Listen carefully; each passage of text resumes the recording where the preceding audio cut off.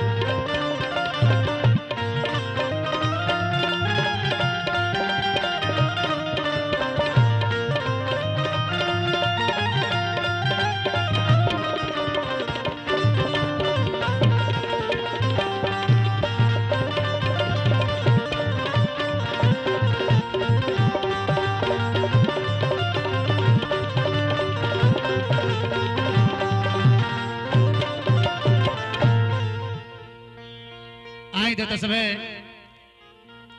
आज एगो भक्त के हम कथा सुनावत नहीं। हालांकि ये भक्त होला वो भक्त पर अनेकों प्रकार के संकट आवेला, बाकी वो संकट ढेर दिन ना रहे, कट जाला संकट। असही एगो भक्त रहले, कंचनपुर ग्राम में रहले कुपंजी बड़ा भारी, रहले उनका 4 पुत्र, पिता भक्त आज्ञाकारी। बड़ा भाग से मिलल रहली उनका करकसा नारी, रोज सवेरे उठ पति के 5 सुनावस गारी। उनका में एगो गुण ना रहे, अनेकों गुण रहे। भूजा भूजा जाली जब गोड़ गुण सरिया, लोग छोड़ी छोड़ी के हटल खपरिया। पोटा ओटा गेला त पोछेली लुगरिया, रात दिन लोगवा के देली गरिया। ऐसन बनावे लिया अपन लोला, रात दिन लोगवा से झगड़े होला। अतने ना डर के मारे पटी पटीदारी केहू नाही बोलेला, जे केहू पैसा दे देला तो फिर ना मांगे आवेला। उनका डर के मारे 13 साल से उनकर पति कुपन जी महाराज जाके बथानिए में रहस, घरे ना आवस। वही जा दिन भर हर चलावस, रात के लिट्टी बनावस। साधु लोग आवे, साधु लोग के सेवा करस। साधु लोग के सेवा करत में उनकर दिन कटे लागल। अरे सच कहिले भैया, सच कहिले हो बचनिया, हम सच कहिले। बथनिए में करस रोज भजनिया, बचनिया हम सच कहिले।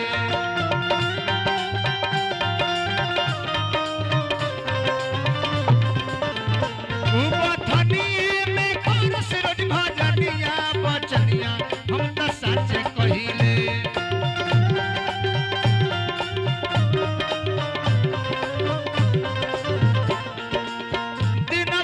खेतवा में हरवा चलावेले,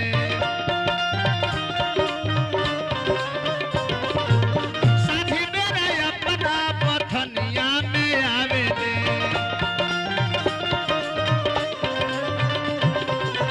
दिन भर खेतवा में हरवा चलावेले, साथी मेरे अपना पथनिया में आवेले।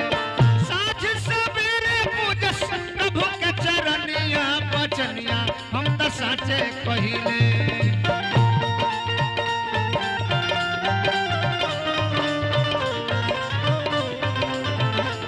बथनिए में करस रोज भजनिया, बचनिया हम तो साचे कहिले।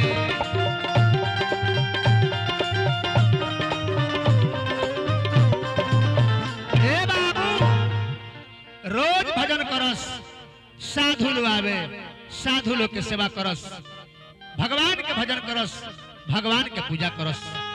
इहे करत 13 साल बीत गईल। 13 साल के बाद एक दिन घर में के अन्न खत्म हो गईल। आइल भादो के महीना, घर में के अनाज खत्म हो गईल। पत्नी एगो लड़का के बोलौली आ कहली कि रे जाके कह दी है ओकरा से घर में के अनाज खत्म बा, का भोजन होई। लड़का गईल कलश की पिताश्री घर में के अनाज खत्म बा, भोजन का होई। कुपन जी कहले कि बेटा जाके अपना माई से कह दे कि भूसौल के बेरही में जौन अनाज रखल बा तौन आके निकलवा ले जा। लड़का गईल कहलस, पत्नी अली 4 आदमी के बिटोर के भूसौल के खोप उठवा देली आ जितना बोरा में अनाज धर रहे भैया सारा बोरा निकलवा देली। आ जब लागल बोरा खोलाए तो सब में के अनाज खत्म बा, खाली भूसा भर भर के धइल बा। छाती में मुका मरली आ लगली कहे कि देखी साधु के पूजाई हमर छाती फाटेला।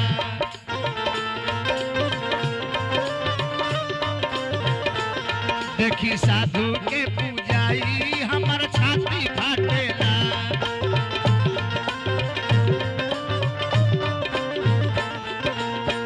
कहूँ रहे दिया के बथनी में धोई,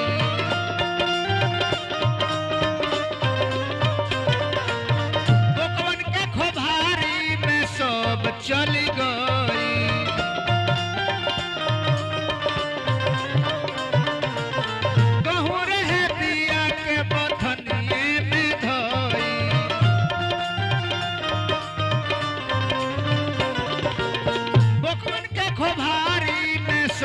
चली गई।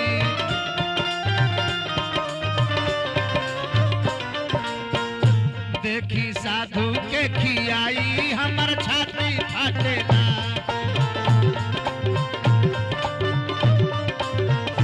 देखी साधु के खियाई हमर छाती फाटेला।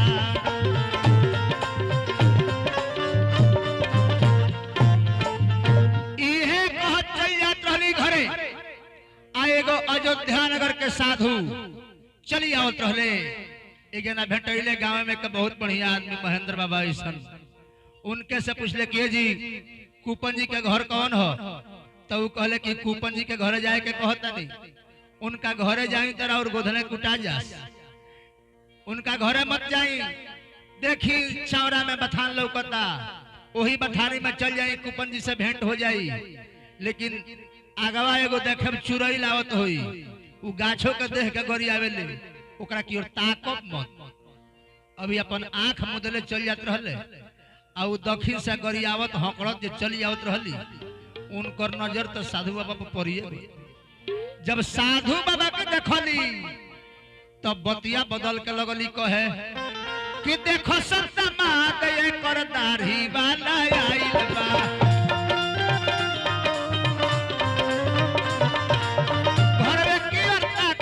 बुझाता जे भूखाइल बा।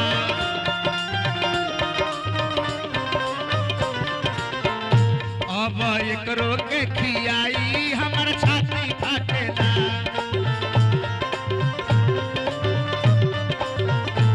अब एकरो के खियाई हमर छाती फाटेला।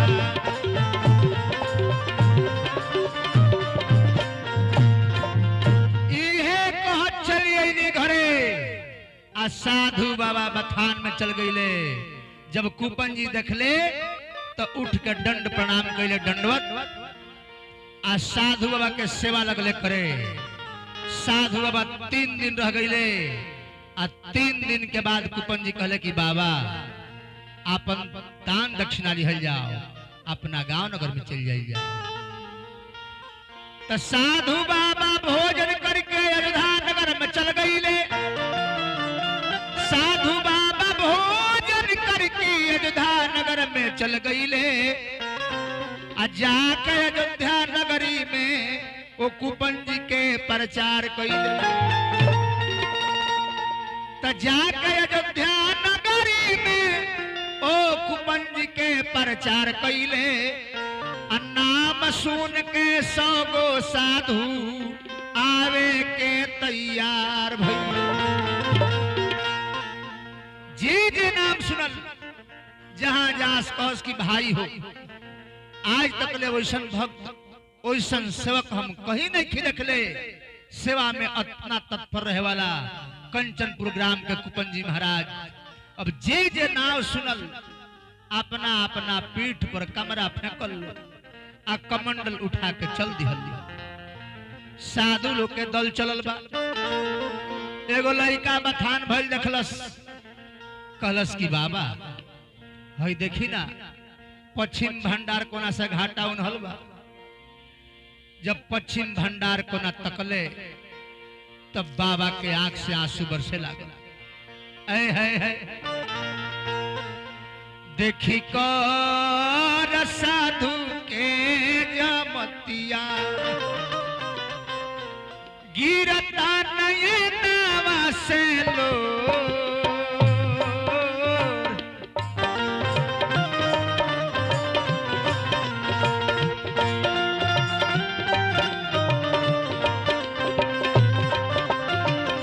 देखी कर साधु के जमतिया गिरता नयनवा से लो।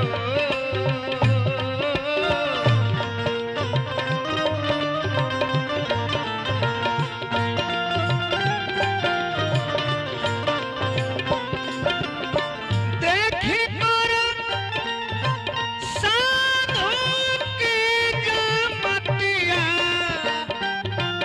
गिरता नयनवा से लो। देखी कर साधु के जमतिया गिरता नयनवा से लो। देखी कर साधु के जमतिया।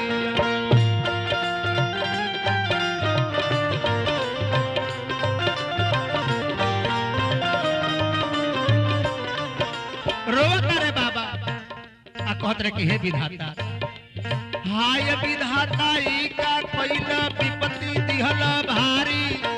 नाम सुन के 100 गो साधु हमरा द्वार पधारी।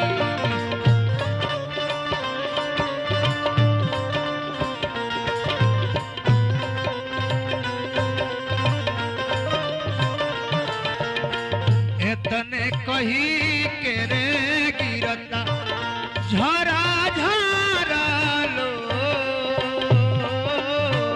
एतने कही के रे गिरता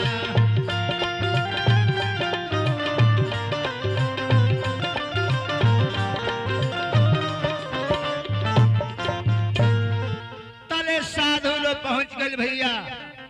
साधु लोग के प्रणाम कैले बैठा दले आ जाके गांव में फेरी लगावे लगले कि 10 20 50 लोग दे दी तो साधु लोग के सेवा के काम निपटा दे। लेकिन ये भी देखे बाबा के सब केहू अपना अपना घर में लुका जाओ कि दादा हो दादा कहीं 100-200 रुपया मांगी है आ दे दी हो जाई तो का जन मिली कि ना मिली। बाबा फेरी लगावे लगले आ गावे लगले कि जे कर राम रखवार पैरी हो जाला संसार।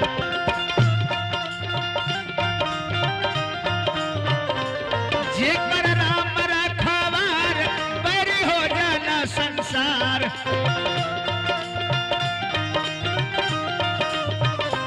ओकर केहू ना कुछऊ बिगाड़ सकेला।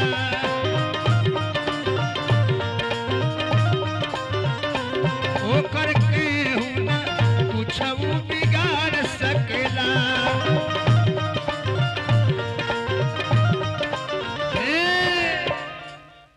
इहे बतिया कहत रहे तले एगो बात इनका दिमाग में आई। जहिया से इनकर घर नहीं आई रहली तहिया से इनका नैहर से केहू झांकी ना पड़ले रहे। आ झांकी काहे ना पड़ले रहे एहू में भेद रहे। पहले हमने यहाँ शादी ब्याह होत रहलो तो लोग आवत रहलो कन्यादान जब हुई कि हमारो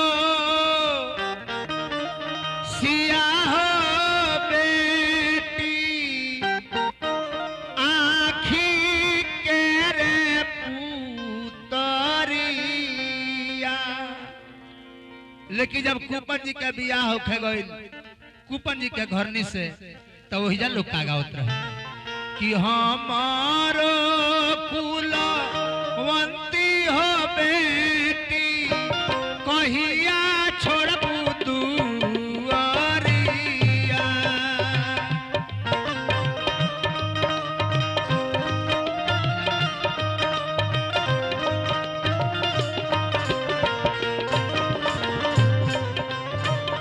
आना जा छोरा के हो बेटी पिया तारू हो बीड़िया।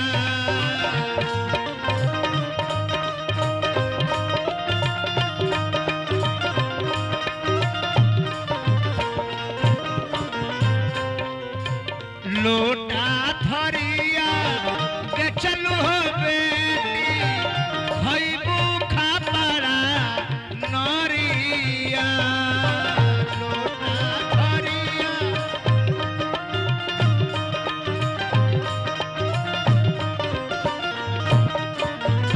अब हर सकुन का नैहर से लोग आओ अतने ना जब चले लगली तो अपना माई से पूछली कि ये माई ई ना बतौलू कि केकर सेवा केंगन कइल जाई, सास के, ननद के, ससुर के, भसुर के, देवर के। तो ओकर माई सिखौली कि ए बेटी जा करो तो ठीक बा, लेकिन तनको कटपट भइल तो जौने रहे जइह रास्ता देखत जइह अब फेर ओने से चली अइह। का सिखावत तरी कि ससुरा में जइह बेटी अइह अगुता के।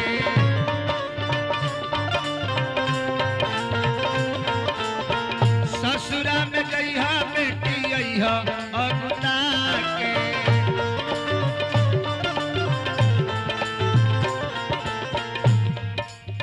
सासू जी के सेवा करिह झोटा लटका के। सासू जी के ननदों के सेवा करिह चूल्हन घिसिया के।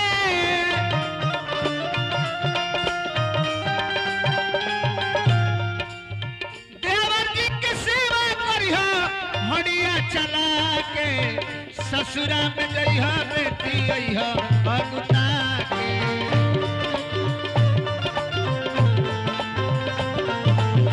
ससुरा में जइह बेटी अइह अगुता के।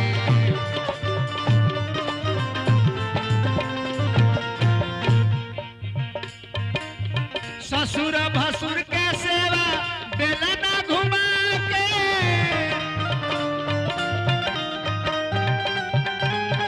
पति जी से पानी मंगिहा लोटा मजवा के।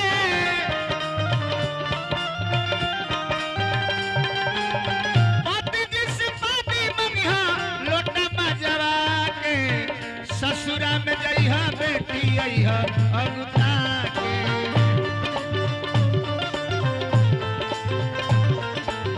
ससुरा में जइह बेटी अइह अगुता के।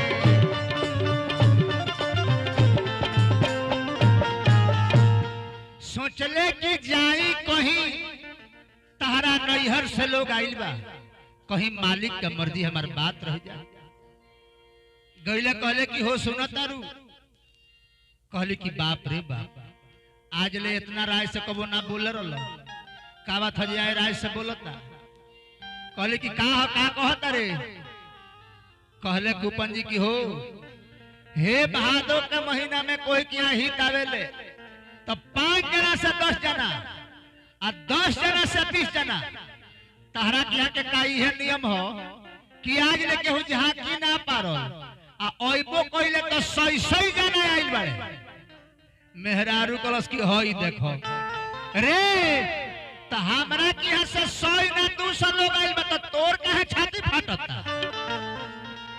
दूसर के हंसुरी पहले रहे मेहरारू निकाल के दे दलस आ कहलस के हई ले जो बाजार पर बांधे ध दी है आ जल्दी से दाल चाउर तरकारी लेके आओ तले हमें रेडी करतनी सब काम। कुपन जी धावल चल दहले आ कहले कि हे मालिक कैसन को भी तो इज्जत आज के रखलस। का बाबा आइए ने का करता री पर पट्टीदारी से बोलावे लिखो दुनिया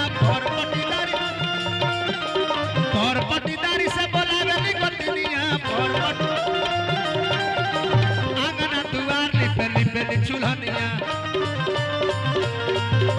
आंगना दुआर लिपेली चूल्हनिया एक जानी के बोलावस तो डरे 5 जानी आवस का करता री दाल बनल भात बनल दही पर चटनिया दाल बनल भात बनल दही पर चटनिया दाल बनल भात बनल दही पर चटनिया गावेले मनोज कुपन भगत के कहानिया दाल भात तरकारी पापड़ तिलौरी घी अचार बजका बजकी सब बना के तैयार कर देली आएगो लड़का के बोलावली कहली कि रे जाके कह दे कि भोजन तैयार बा वो सब के बुलाले चलल जाओ लड़का कहले कलश की बाबूजी भोजन तैयार बा वो सब के बुलाले चलल जाओ कुपन जी कहले कि जी चले के पावे जब पावे के नाम से तारा कुपन जी कहले कि दादा इस सीताराम राधे श्याम जे कह जाई नहीं तब तो लोग खाई नहीं कहा शौकत भाई कहले कि यही जब बैठे के तनी गांव में एक आदमी के तबियत खराब हो गई बा हम देख के आवत आ गांव में गइले 4 गो लइकन के ठीक कइले उहो भक्त रहले बेचारा कहले कि बाबू आज के इज्जत हमार तोहरे लोग के हाथ में बा यदि तोहर चाची जान जाई कि साधु लोग के खियावे खातिर ले आइल बा तो ई खाए ना दी तो उपाय लगाओ लो कि साधु लोग खा ले लड़का 4 गो गइले कहले कि रे चाची सुन तनी सन कि तोरा के यहाँ से लोग आइल बा तो हां ए बाबू एगो तो आवत न ललो आ आइलो बालो तो 100 आदमी आइल बालो लड़का कहले सर कि हां चाची यही से हमने के चलिए नहीं सन तो रसोई का हमने के भोजन करावत नहीं जा अब बाद में ते अपन भेंट मुलाकात करत रही है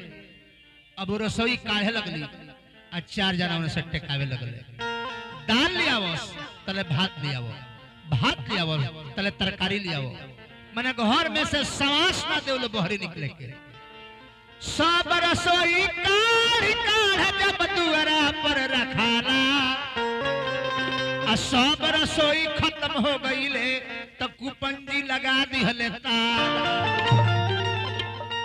जब घर में के सब रसोई खत्म हो गई तो धीरे से कुपन जी जंजीरिया चढ़ा देले कि वही में रही तो लोग खा के चलिए दी आई धावल जा तरी दुआरी पर का जाने कौन का काहिल बड़े कौन का ना केवाड़ी बंद बा आही बा जरूर ना जरूर दाल में कुछ काला बा तबे तक केवाड़ी बंद बा दो गहा में जंगला रहे आ जंगलवे के लगे बाकस रहे बाकसवा पर चढ़ गई आ जंगला में है जहां कहते तो कि आ रे बा ई तो सब नतिया बुकोए पे उठल बाड़े एक दिन खीस ना बर्दाश्त भइल कुपन जी गइले आ कहले कि रहे जब से अइले हमरा घर में मोर घर मिला गइल आ कोठा ऐसन घर छुटल पलानी देख छवा गइल आहा कुपन जी कहले कि रे हमरा के कहता रे कोठा ऐसन घर छोड़ा के लिए ले अपना दुआरी पर हमरा के हंसत रे सुवरी के खुबारी पर हमरा के हंसत रे सुवरी के खुबारी पर हमरा के कहत लक्षण नहीं खतरा पौरा में आ हम ना रहतिए नाती तो डेग न परी तो दौरा बकसवा पर चढ़ के आ जंगला में चगरी छाती में मुका मारत और खिड़की से बोलेली करक्सरे हवतिया रे कुपना त तोरा छोड़े बनाई जतिया रे कुपना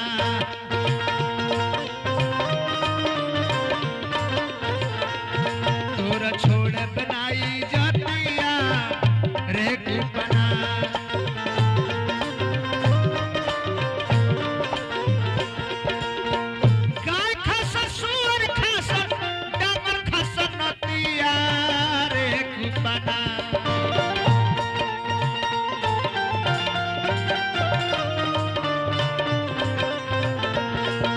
छोड़ बनाई जातिया रे कुपना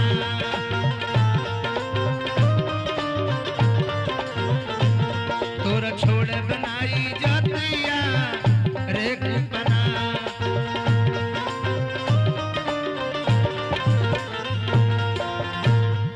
साधु लोग सुनल कहल कि केहू भोजन ना करी, देखी हो खिड़की से आवाज का आवता। कुपन जी कहले कि आ रे दादा, उ तो हमरो से ज्यादा भक्त हवी, उ तनी तोतला बोलेली, जन्मली तो उनका गौर में से लाझा कम निकलस चमई, तो तनी तोतला बोलेली। कहतरी कि गाय माने गा के, आ सुअर माने सुर से, आ डांगर माने डांड हिला के तब खासन। दू आदमी चार आदमी आवेलो तो गा के खा ले, आइलो 100 जना आइलो तो बेगौले खाइलो। और 50 आदमी लगले झाल लेके डुगी लेके गावे, अब 50 आदमी लगले पावे। सीताराम सीताराम सीताराम जय सीताराम,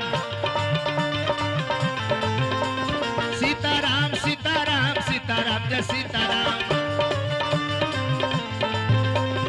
यही ने को कहे भैया जे गालिहल से पावे लागल, अब पालिहल से गावे लागल।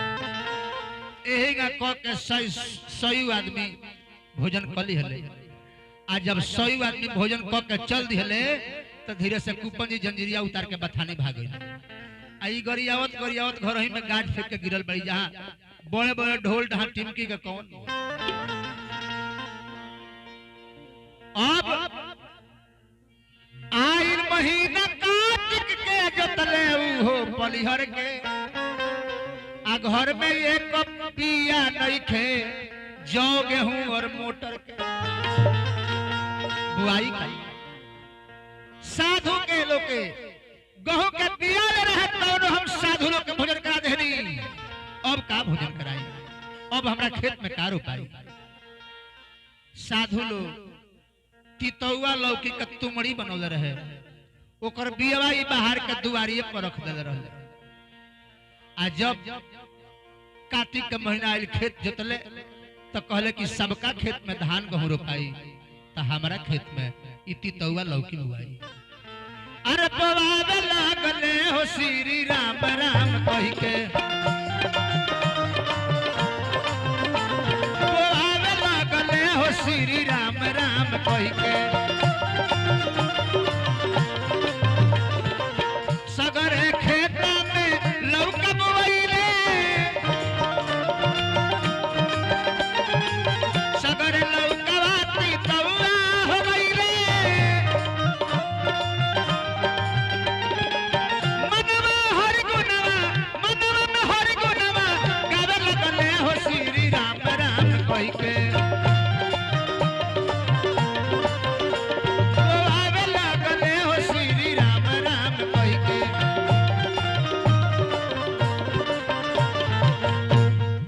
इतना ना लौका जामल, आ इतना ना लौका फरल की लौके पर लौका चढ़ गई। ए बबुआ, जब सब लौका पाक के तैयारी हो गई तो सब लौका दूर दूर खरिहानी में धराए लागल। आ 2 दिन के बाद लौका अपने से फाटे लागल। वो खेत में रहे तो केहू तुरबो ना करे, ई का होती तौआ लौकी। आ तूर के खरिहानी में धराइल तो चोरा के केहू ले जेबो ना करे, का होती तौआ लौकी। लेकिन 2 दिन के बाद लौका अपने से फाटे लागल। आ फाट के का होता, एक ओरी गेहुआ रे गिरता, एक ओरी धान।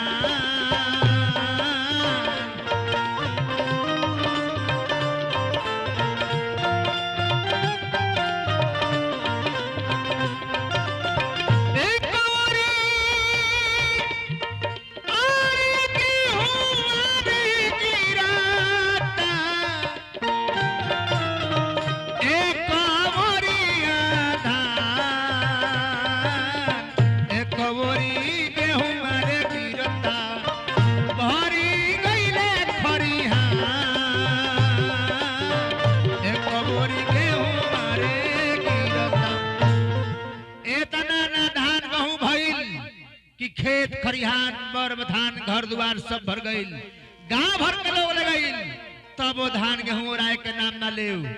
गांव भर के लोग भक्त हो गई, उनकर करक्षा पत्नी रहली उहो सुधर गईली। तब प्रेम से बोली आनंद कंद भगवान की।